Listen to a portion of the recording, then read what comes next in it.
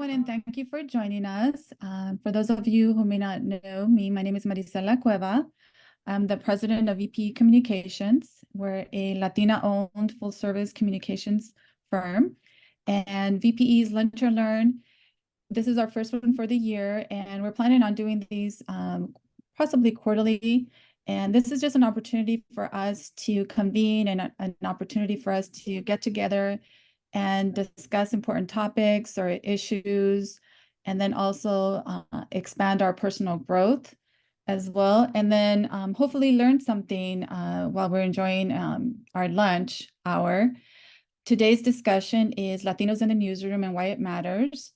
And as you all know, it's a timely discussion, as many of us have read in the paper, the recent media layoffs, such as the LA Times laying off 120 reporters, Televisa Univision letting go close to 200 people, and last year's Telemundo NBC layoffs affecting around 60 to 70 people. And unfortunately, the list goes on. These cutbacks have a tremendous impact not only on the industry, but also of the communities that rely on these outlets for news coverage. And not having enough Latinos in the media reduces how our Latino voices is championed in news stories. And it also impacts the PR industry. Many of us who are attending this webinar right now are in the PR industry. So we rely on the media to help us get our messages out into our communities as well. And unfortunately, we're seeing that many of the reporters that we reached out to have unfortunately been laid off. And so we know that the news media is going to be constantly pivoting in order to survive. So our conversation today will shed light on the Latino Media Collaborative, and then also on Calo News, and how they're seeking to bridge the divide that by sharing more stories that are focused on Latinos and pretty much showcasing some of the news stories and our voices and how it impacts our community. So before I introduce our panelists, please take a moment to mute yourself as well if you haven't done so already. And then also in the chat, if you could just let us know your name and the organization you're with, so that way we know who's in attendance. And what we're planning on doing is that the first part of our conversation, I have some questions for our guest. And then towards the end, I will be asking or picking questions from the panelists. So Brenda's going to be helping me with that from our team as well.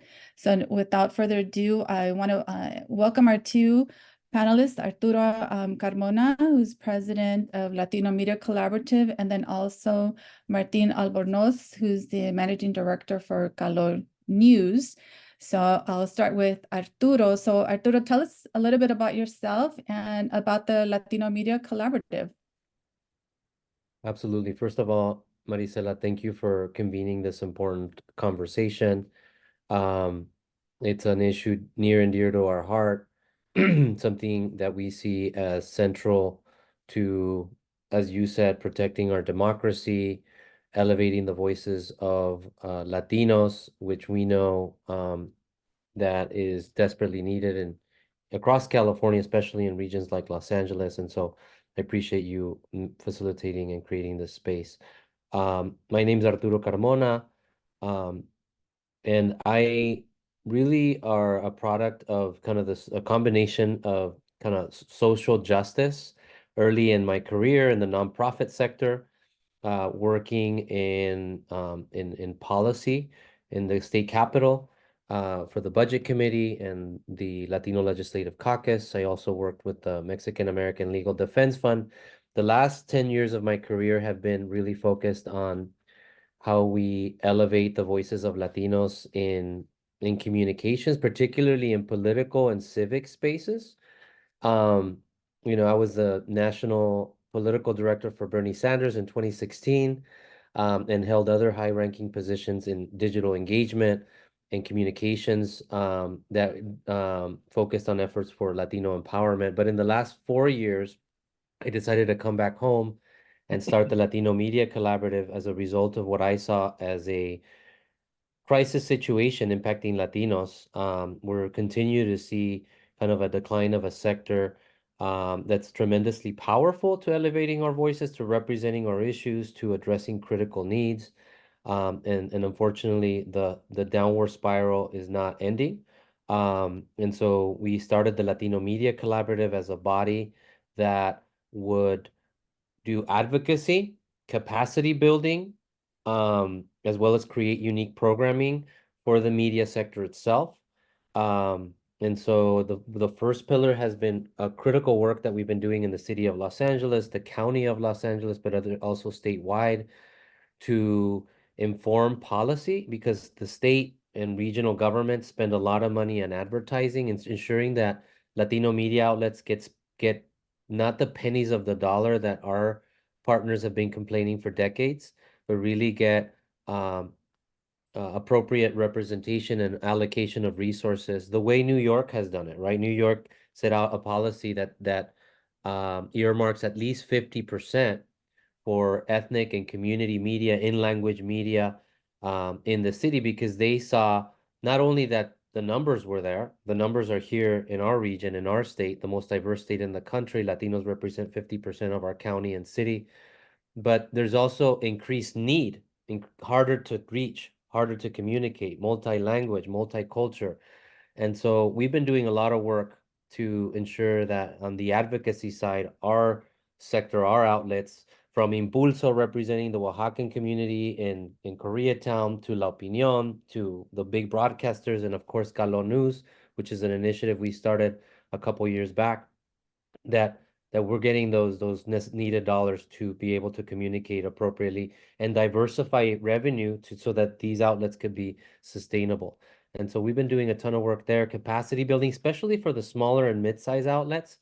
We know that one of the main reasons why we're in the situation we're here is because the digital transformation has really siphoned out a ton of money, particularly the big digital behemoths, the Google, the Facebooks, and others. When you see 90% of all searches going to Google, and you see the amount of resources being collected by these digital outlets that used to be classifieds, job searches, car searches, all kinds of stuff. It's really changed the business landscape. We won't get into that today, but I'm sure we'll touch on it.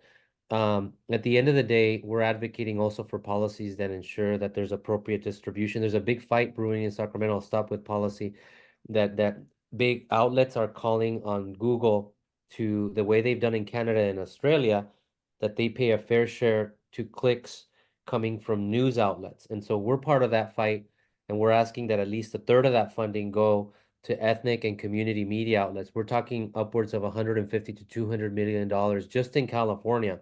And so if we win that fight, that would be an additional $30 to $60 million that go to our outlets, our communities. And the capacity building, we want to make sure that they're being trained to transition into the digital age, especially smaller and mid-size. And then on the programming, we're also doing work, and I'll stop here in a minute, to build content that's shareable. We're working with outlets, not only with Galo News, which was one of our flagship initiatives designed to provide open source content that can be translated to outlets from across the region and across the state, on critical issues impacting our communities.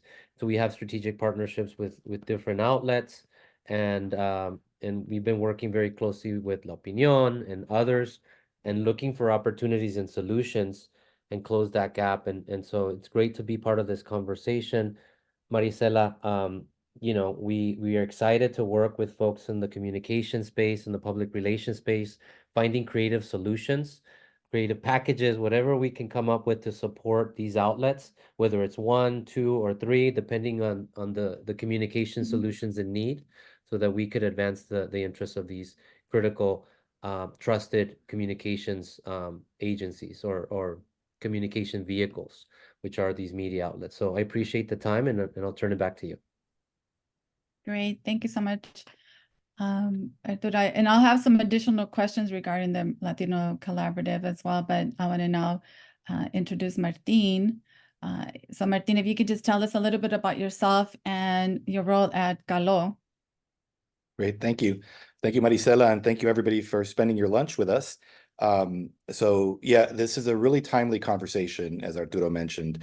In the news in the last week, it's been pretty rough to see how many Latino and Latinx reporters have been let go across the board. So what we're doing here really has an impact in both our audience and also hopefully in some of the reporters that are out there. But let me give you a little background on myself. I've been in journalism now for almost 30 years. Started out of college, launched a magazine up in the Bay Area called Frontera Magazine, and it was a pretty early Latino magazine in English. We were Gen X kids in our 20s, and we wanted to launch a zine, and we did that for a while, and actually published a lot of good stories, and that's kind of where I got my where I learned how to sell, where I learned how to write stories, where I learned how to partner with PR firms and things like that. But from there, I went to work for actual daily newspapers. So I was in the general market for some time. Worked at the Orange County Register for a few years. Worked at a paper in Chicago. Worked with the Las Vegas Review Journal and some papers here in Los Angeles and statewide.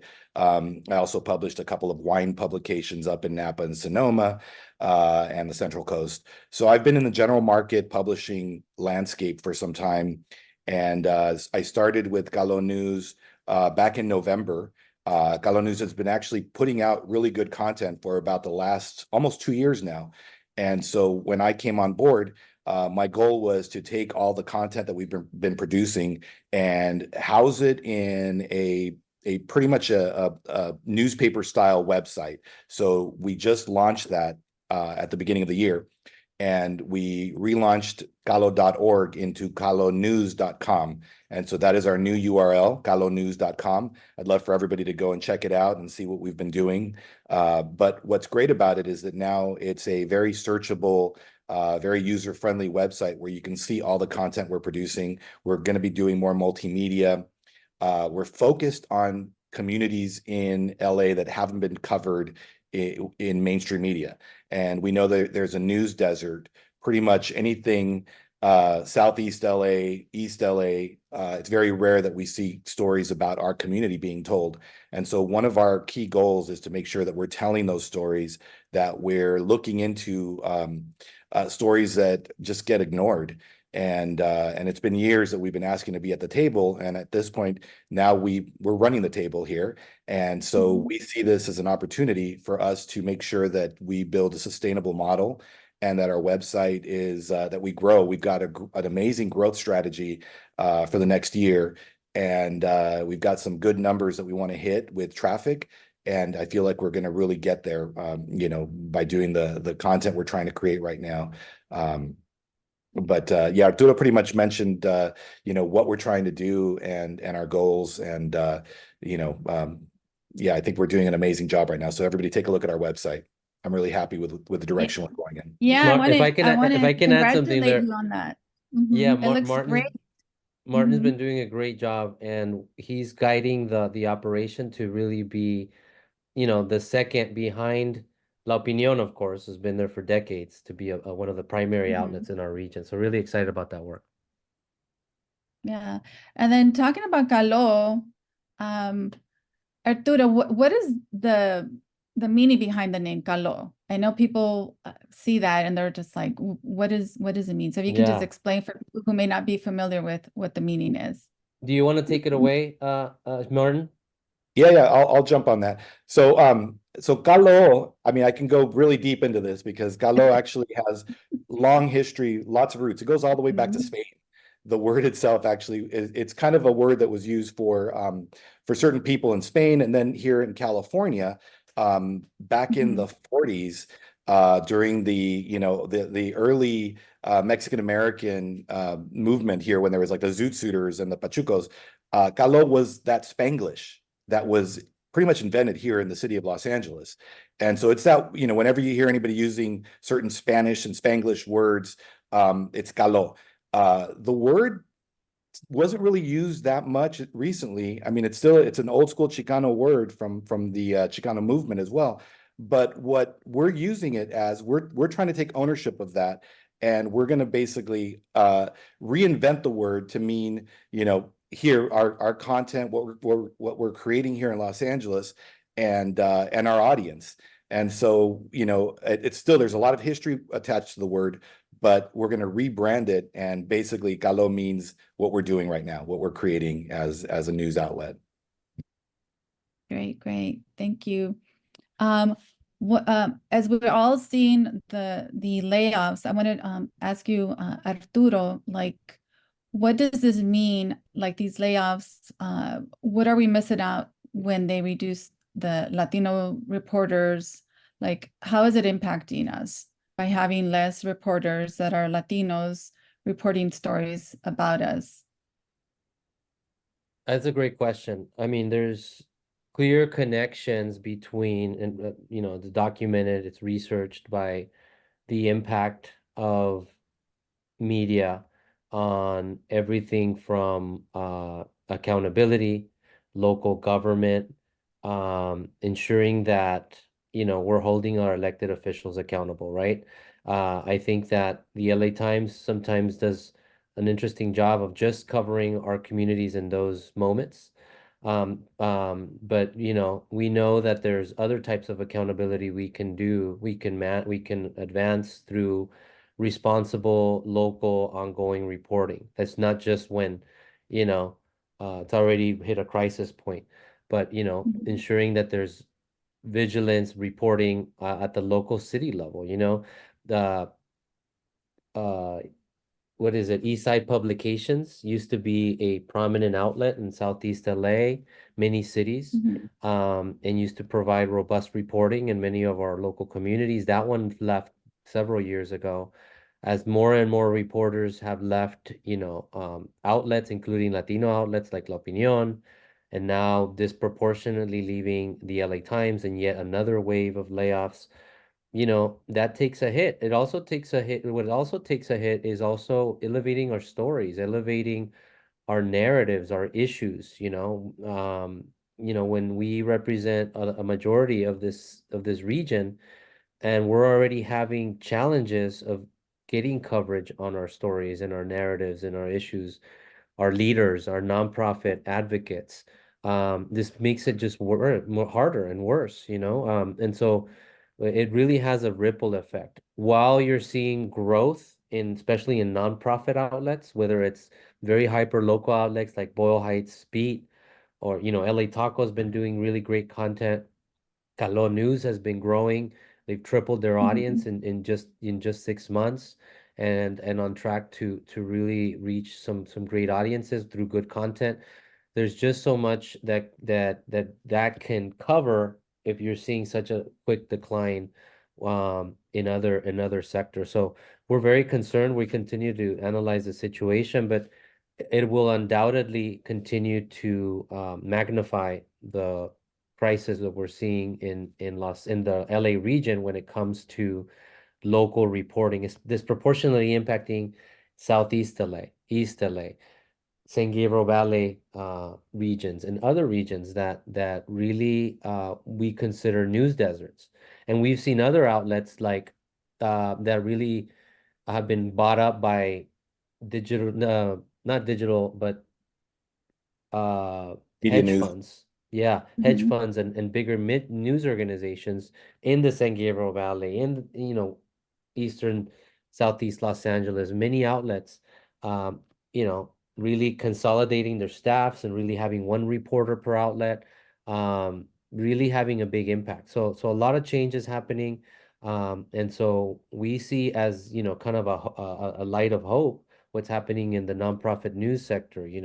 Even public radio, LAist, other initiatives are trying to expand their reporting staffs, but nowhere near the decline that we're seeing in many of the larger for-profit outlets. So, we can keep talking about that, but I'll leave it there. Yeah, yeah, and I was really what caught me in my eye, or when you were talking about the Latino Media Collaborative, also was that the capacity building that you're providing for some of these smaller publications. Sometimes when I'm looking at all of these layoffs that are happening, I get like the deja vu, because I've been in the industry for over 20 years, And we've seen like the East Side, the Eastern Group publications that left that we relied on getting our information out to, and all of these different publications that were around for so long that are no longer there. And so I just want to applaud you for providing that capacity building and helping the smaller publications get online and come up with creative ways so that they can sustain and continue being the messengers for our communities as well. So I want to ask Martin, so what are you hoping to accomplish with Calo? I know you're rebranding, and I've been seeing that you're all of the great stories that you're covering as well, and issues. So what are you hoping to accomplish with Calo? And then what can we as the PR professionals or people that are in the industry or outside of the industry support what it is that you're trying to accomplish? Yeah, of course. One of the things we say in our office is that we're trying to build something that's sustainable. We're trying to build a website that's going to outlast us, that's going to be around for generations. And I think right now there has been a huge shift in the industry. And you know, I was in newspapers for a long time, so I've seen it from the inside, and I've seen the decline that happened, you know, for the last 20 years. And so it's not new. It's been slowly happening. And I think this one hit us pretty hard with the LA Times, because it felt like with the LA Times, there was a new owner who had vision and had money and was going to be able to solve the problem. And so I think seeing that even he couldn't figure out a solution with this, and especially with the amount of Latinos that were hired recently and with initiatives like Delos, it felt like they were trying to make an effort to expand and weren't able to. And so we're seeing our role right now as, how do we fill that gap? How do we fill the void that's going to be probably growing, because I don't think that it's stopping anytime soon. And you know, what most people don't recognize is that the major newspapers in every city, they produce most of the news over the last 40 years. When you turn on the TV and you watch your network news or your local TV news, the reporting usually came from a newspaper. And as that declined, as the LA Times went from 1,800 employees to 800 to less, you know, I think they're like 400 now, and they just keep shrinking. As those newsrooms shrink, it affects the amount of news that actually goes into the ecosystem, into all the other, everybody else. And so right now, what we need to do is we need to make sure that we're building an infrastructure of reporters producing great content, and so that we're filling that gap, at least for the Latino community, because our focus will be telling those stories in the Latino community, and making sure that we can be sustainable, so that we're not seeing the same kind of issues that, you know, for-profit journalism is seeing. And I think that's the new model that seems to be working, is trying to develop a nonprofit solution for journalism, and most of it being digital. Right. So yes, because I know right now the biggest competition when the layoffs were taking place in the LA Times and other ones, people were we saw and read, people were saying, well, I'm going to cancel my subscription. And we're saying like, no, don't do that, because you know, we need publications like the LA Times and others. We really need that, but we know at the end of the day that it's not really the subscriptions that are going to make a publication survive or not. It's really, it boils down to the ad dollars as well. And then also there's just so much competition that newspapers have because of all of the digital landscape, where there's the TikToks, there's the Instagrams, the Facebooks, that is pretty much creating a lot of competition, not just for print media, but also for the traditional media that are, and radio. I think we were having conversations that there's just so much competition. So Arturo, like, how are you planning to, if you can tell us a little bit about the nonprofit model that I think people are looking at as possibly a way to save our media. And so Yeah, just touch upon that. that's a great question. And let's be honest about that. It's not an end-all solution. There needs to be a private sector solution. Government's not going to be a solution, although they can play a role, like we've seen successfully happen in Europe, in Canada. There's definitely a role for government. There's a role for the nonprofit sector and philanthropy. But we all know, or those of you that know philanthropy, you know, they love to follow shiny objects, right? And so right now, journalism and the media sector is a shiny object because there's just a huge crisis. And so we're seeing huge initiatives like Press Forward that committed themselves to funding 500 million to media across the country. There's many other initiatives around the country really trying to save journalism, but 500 million, it's a drop in the bucket when you know, just the LA Times lost 40 million in 1 year last year. So philanthropy is not the solution to it all, but it's a part of the solution. Um, we're doing some work to make sure that, hey, Google, great partner. We've been working with them great. Their capacity building tools are amazing. Our partners are benefiting. But we're like, hey, but let's have a common sense conversation. You dominate 90% plus of the market. Can we have a conversation about the, you know, what's an appropriate solution? One for the bigger outlets, but especially for the smaller ones that have been really impacted. So that's happening in Sacramento. The Latino caucus is very engaged, and I think we'll end up with a good solution. That's my goal. But the private sector is also really important. I think we really have to re-engage small, mid-sized businesses about partnering with outlets that have and are building those digital capacities to promote, to reach constituencies that are innovating through content, using video and audio visual, you know, short form articles, long form investigative when needed too, right?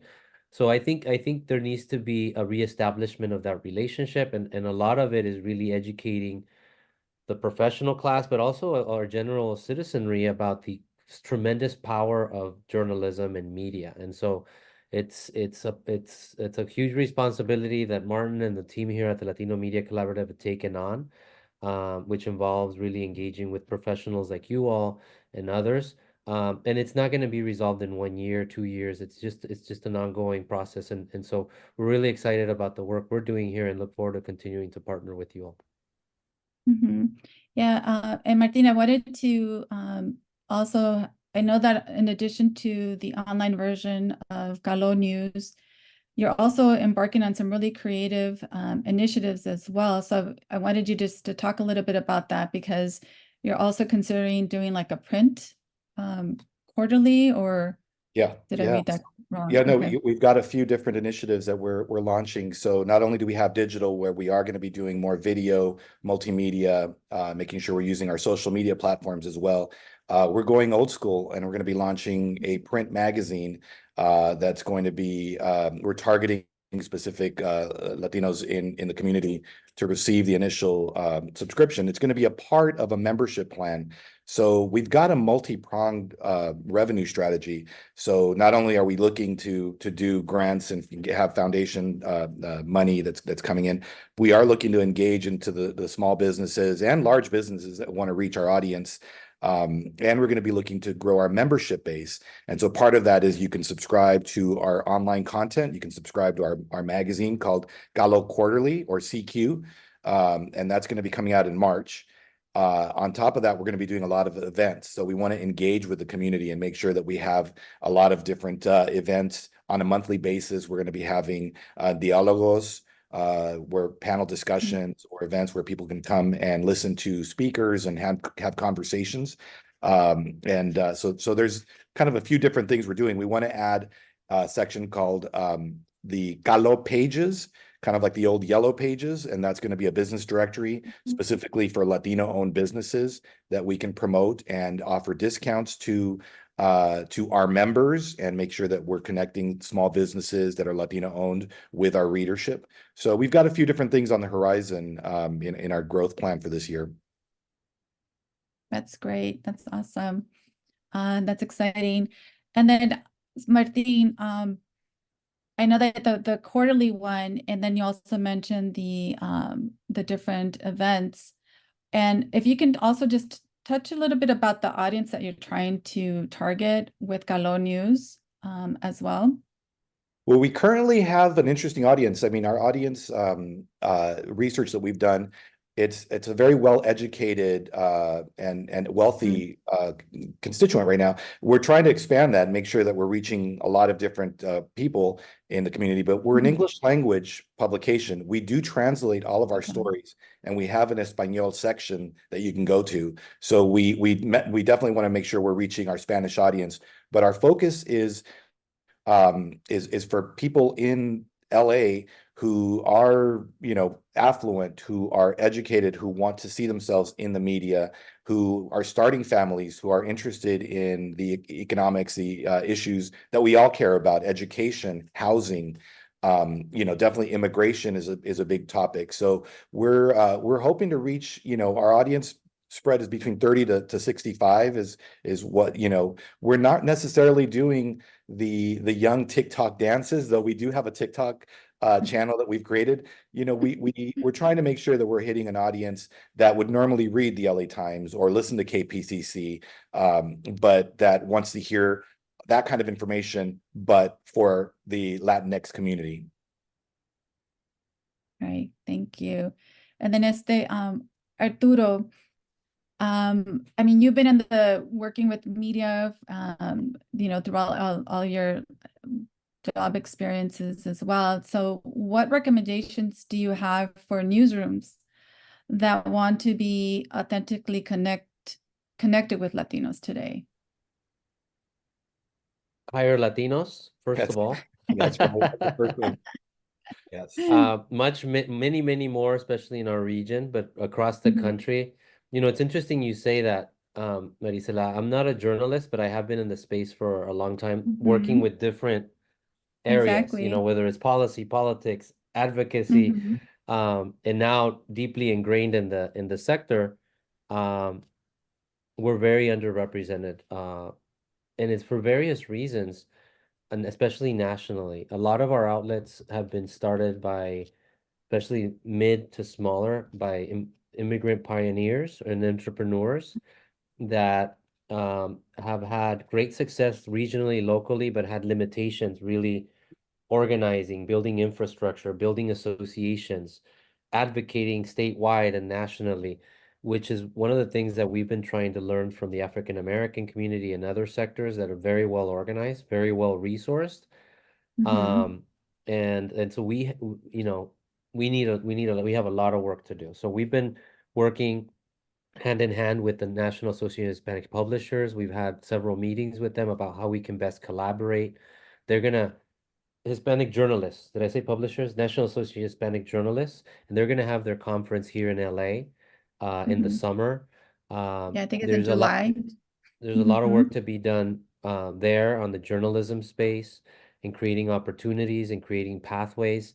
But there's also, and this is where we come in because we represent the sector. Yes, journalism is a piece, but also creating infrastructure through robust outlets. So yes, we need the reporters in mainstream and in Latino focused outlets, but we also need infrastructure, whether it's stronger trade groups, associations, more funding from corporate partners that recognize the value of this infrastructure, or that see a strategic opportunity in promoting themselves with media that's committed to Latino. So it's a complex answer, but I think at the end of the day, it's building capacity, building infrastructure, and continuing to be strong, unapologetic advocates for our community in these different spaces, nationally, regionally.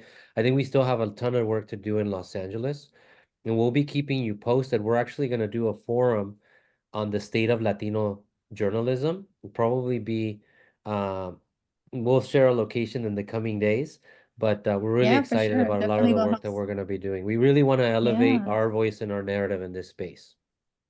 Yeah, and I think it's really important. So I applaud you for doing that, and we'll definitely share that information out to everyone that's attending today's webinar presentation. I wanted to segue into Martin to talk about the ethnic media outlets, and just as Arturo mentioned, we never really get our fair share in advertising dollars. Do you see that changing in the future? If not, what needs to happen? That is a really good question, and I think again in the same idea of having more journalists, more Latino journalists, we need more Latinos that are making decisions in the corporate world as well. You know, Arturo and I have been to a lot of luncheons and galas where we see an emerging group of young Latinos that are starting to make their way into the corporate world and start handling Mhm. marketing money. I mean, I've talked to a few people who will straight up tell me, there's not a Latino in their marketing department, their Latino marketing department. So you have folks that aren't aware of the community making decisions. So I think in the same vein that we need more Latinos in journalism, we need more Latinos in marketing and in the corporate world to make sure that they're also making decisions, that really make sense, that they're not just making Mhm. certain decisions like, let's just put all our money into Spanish language media. And I think that's always been that's where most of the lion's share of Latino marketing dollars have gone for the last 40 years, 50 years. And I think that's been changing. And I think more and more you have firms that are looking at how do we reach the English speaking market? How do we reach the second and third generation Latinos in LA? And and some movie studios have figured it out with like the Fast and the Furious. That whole franchise, they know that reaches a very diverse audience, and so they're putting money into that. And then there's others that just ignore it. So I think when it works for them, when they hit something that makes sense and they hit that right audience, I think once the money comes back, they make the right decisions. So I think that's the other part, is that we need to make sure we support anything that is if they're trying to target our community, we need to make sure we go out and we support movies like Blue Beetle that have Latino audiences or Latino actors. We need to make sure we're supporting. When we show our economic might and our power and our strength in supporting television shows or movies or media, that's really going to change the perception of the corporate decision makers. The one thing I would add, Marisela, if I may, is also government. We can't forget about them, although they play a probably smaller role. But whether it's school districts, and I see somebody from a school district, or local governments, local cities, state, of course, they spend a lot of money. It's really important that agencies, whether it's marketing, communications, or we really see the power of educating public information officers about the role of ethnic and community and specific media. Because often, whether they buy a media buyer or a marketing firm, a lot of times our Latino-owned marketing firms get the subcontracts or whatever, but not the primary.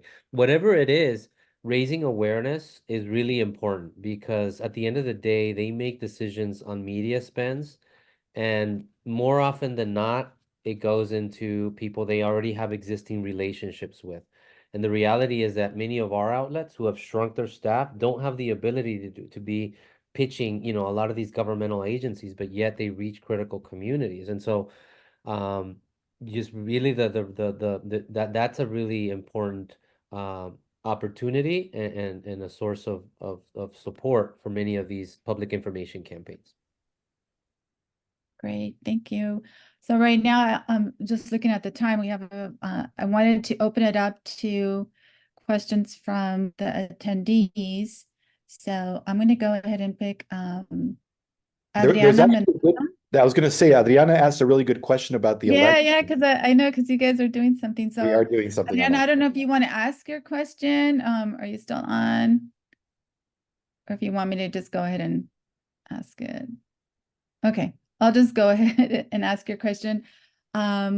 Let's see, her question is, are you taking active actions during the 2024 presidential election to counter misinformation targeting Latinos? So we know that's going to be a really hot topic this year. Martin, you want to take it away? We have a whole initiative, super excited. I'll speak to Michael Delgado's question on kind of our national network that we're building.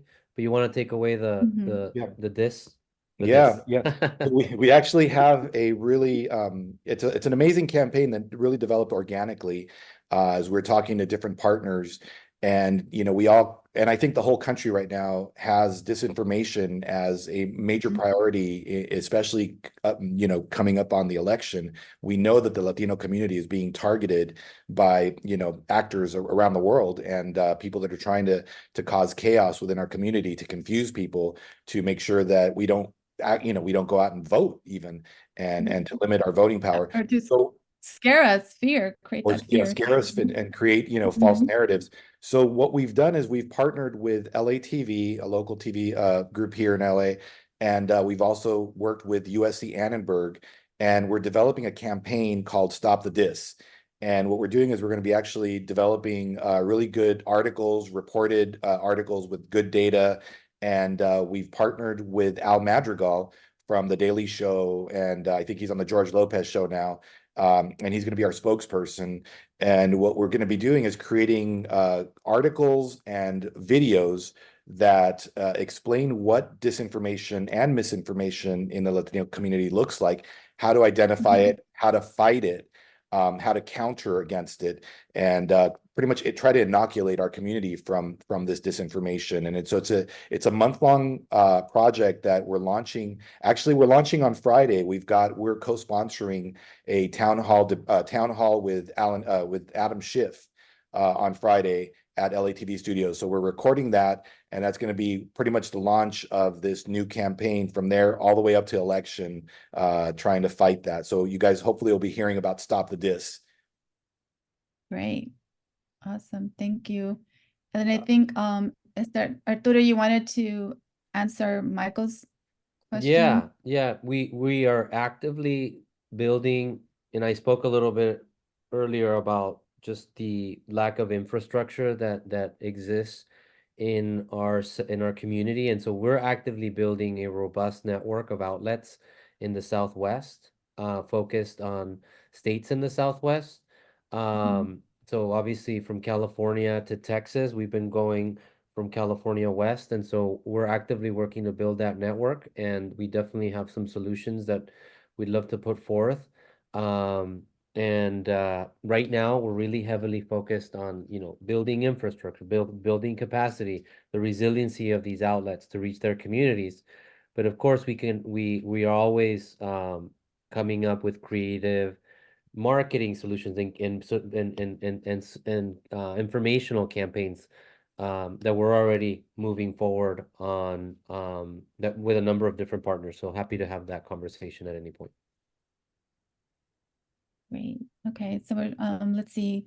I'm looking at the questions. I think Patricia Perez, she had a question as well. So Patricia, I don't know if you want to ask your question, I think earlier on. Yes, and Arturo addressed it, but it was just, how can the public support your efforts if it's, making sure that online news sharing organizations pay their fair share, or how can the public in general just support you?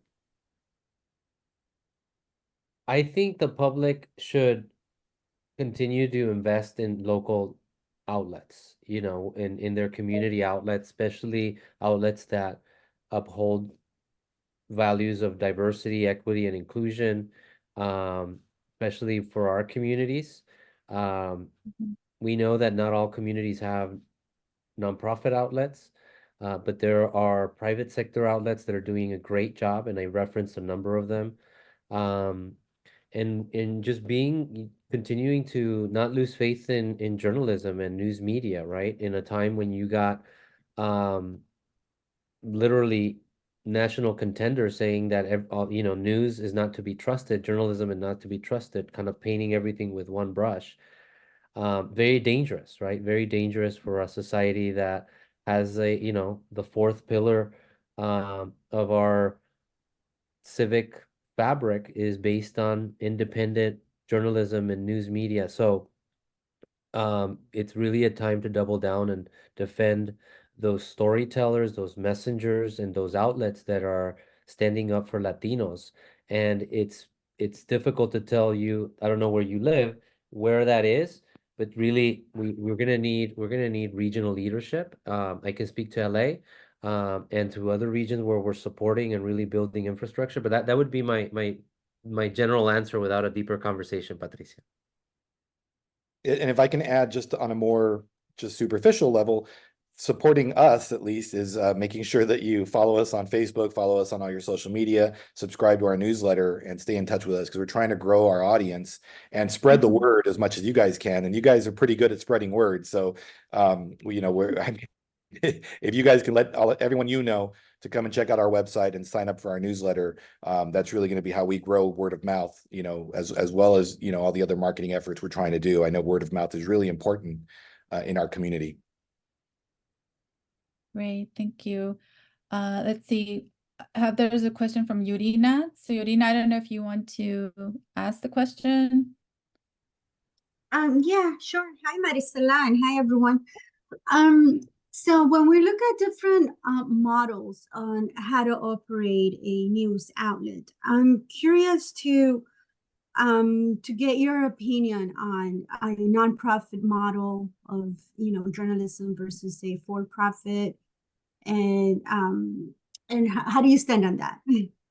Well, let me jump on that, because I mean I don't think that there's one way or the other that is going to, you know, be the cure all, but I think that the old model of for-profit journalism it's a little bit broken, and I think it does have to do, as we talked about earlier, with all the digital products that are out there. You know, you can reach a lot more people with social media than you could with some of the old mass marketing tools. So I think that's what's happening there. But I think on the nonprofit side, it doesn't necessarily mean that we're not taking advertising and that we're not doing marketing. We're just doing it in a different way, and we're doing it for a different reason. You know, newspapers built a lot of wealth for a lot of families. Newspapers were the dot-coms of the last 150 years. It's just that the model has broken, and they haven't been able to figure it out. And it started with, you know, Craigslist. It started with Google using a lot of content without paying for it. So when we're talking about Google paying their fair share, it means all those stories that have been created, they're able to monetize that, and they don't pay anybody anything for that. And so that needs to change. So there's a lot of things that are structurally have been broken in the old model. And I think right now what's exciting is that there is a new model that people have been working in the nonprofit world. But even in the for-profit world, there's different ways of pretty much working on digital platforms that are going to be a little more successful, I think, than the old school way of doing it. So it's not necessarily a nonprofit for-profit division. It's just doing things a little bit differently in the new digital age. Great, thank you. One of the questions here that is, how are you, Galo and the Latino Media Collaborative, how are you nurturing the next generation of Latino journalists? Well, Someone wants we've to- been, I can take a part of that. Mhm. We have a ton of, well, we have a number of young reporters that Martin can speak to as it relates to Calo News, but I can speak a little bit more broadly. The Latino Media Collaborative was one of the main champions for the allocation of a $25 million fund that went to the UC, for the creation of a fellowship program for journalists. And so every year, 40 journalists are getting allocated through this local news initiative that La Opinión got a fellow, Caló got a fellow, several other Latino outlets got a fellow. I believe that Radio Bilingüe in the Central Valley, as well as Black outlets, AAPI outlets, and some general market folks as well. So we think that type of programming through educational institutions that are tasked with educating and preparing our next generation has a lot of value and great promise. It was a pilot program for 3-4 years, and it's already underway. The next generation of the next cohort of fellows is in the process of being selected. I serve on the advisory committee. The program is out of the UC Berkeley School of Journalism. So I think that's a great promising program. Obviously, we're in a budget crisis, so we're not going to be asking for additional type of funding. But you know, as we turn around, as we turn this corner of the current budget situation in California, that is a great model for us to really replicate in other regions, in other communities, in other states. How can we do that at a regional level? How can we do that in local communities? Obviously, with not the same level of funding, but to really promote that. And Martin, I'll switch it over to you, because I know that's a central pillar of the Yeah. Caló News operation. Yeah, and so we are working directly with the Berkeley Fellows, and we've got, assistants from professors at UC Berkeley School of Journalism that are working with them too. So we're tag teaming with them. We've got a similar relationship now with USC Annenberg, and so we're working with students at USC at their journalism program, working directly with professors who are also guiding their students to work with us as well. So we've got a nice relationship with two really good journalism programs. We're looking to start more relationships with other J schools in the area. But we also work with a lot of freelancers that are, we've got one freelancer from Cal State LA. We've got a lot of young writers that we are trying to bring in and work with and mentor. We just hired our editor, Denise Flores. She came from the LA Times. She was actually laid off back in August from the LA Times. She'd been on their digital desk for about 11 years. And so she comes with a lot of experience, and she's working with our current team of reporters and freelancers. So, to Abelardo's question, and Abelardo also nurtures some of our journalists. So, but no, we definitely, that is our Thanks goal. for saying his name. I didn't mention his name when I asked the question. Yeah. But Abelardo, we said your name. our goal is to make sure we're developing new journalists for the future, and new young Latino journalists and Latina and Latinx. And if I may, Yes. Marisela, and not just in we always say LA, but really we envision a future where we're really talking about the LA metro region, the Inland Empire, Mhm. Fastest growing Latino community in the state, probably in the country. I've heard references to that.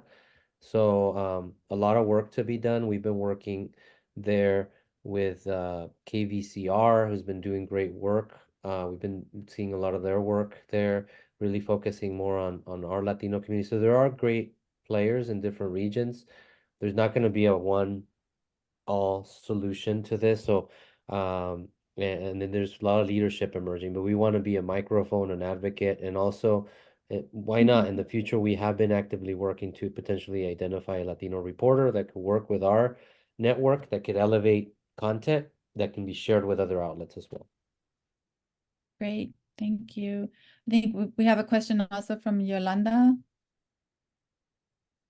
Had a comment or a question? Hi, my name is Yolanda Pena, and I'm the president of the Board of Education at Azusa Unified. But I'm happy to say that we do have a media course at Azusa High School, and we do have young Chicanos there, young ladies and young men that do podcasts, and they do the news of the school, and they at the football games they're out there taking photos and posting them. So hopefully in the future we'll get these young kids to be journalists. I have spoken to them, and that's what their mindset is, to go out and in movies or be a newscaster when I spoke to them. So I'm hoping maybe that's a start. Yeah, Yolanda, thank you so much for that comment. I'm glad you brought that up, because that is an area that we want to add to our website. We do have a section that is going to deal with high school sports.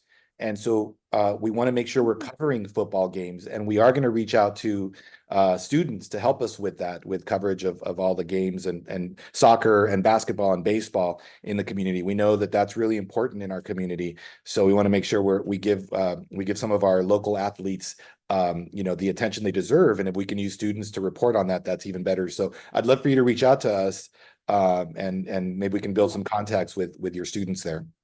Sure, if I can help in any way, I'd be happy to. Thank you. I appreciate that. Great. So Arturo, I mean, it's great. I'm seeing a lot of synergy, and people are really excited about the Latino Collaborative, the Latino Media Collaborative, Caló News. Can you just touch a little bit more on the types of partnerships that you're looking for?